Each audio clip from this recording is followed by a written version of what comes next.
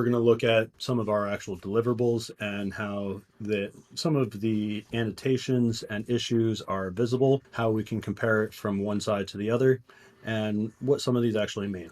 So right now we're looking at a nice colorful map. This is a thermal image ortho-mosaic.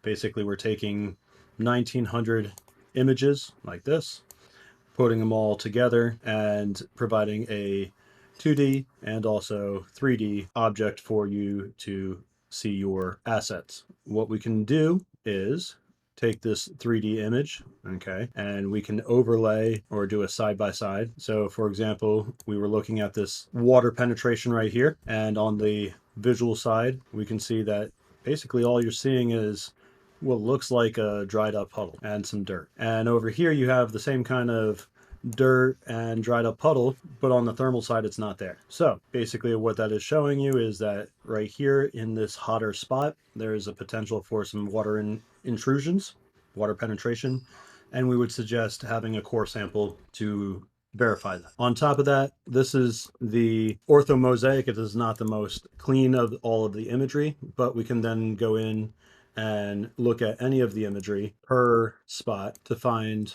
what are these damages, and we can annotate them for you so that you can see, okay, it is coming from the electrical and going down the seam, and there has both of these seams penetrated. On top of that, you can measure from known spots, okay, and we can provide reports as far as where every annotation, every issue that we can find is located. That way you have a very specific guideline of how and where to find any issues and target any destructive or penetrative testing to minimize any penetrations on the roof itself and make sure that you're repairing versus replacing the entire roof. Yeah, that makes sense. And it's really just like surgical almost on just going in there and be able to find exactly where those issues are at.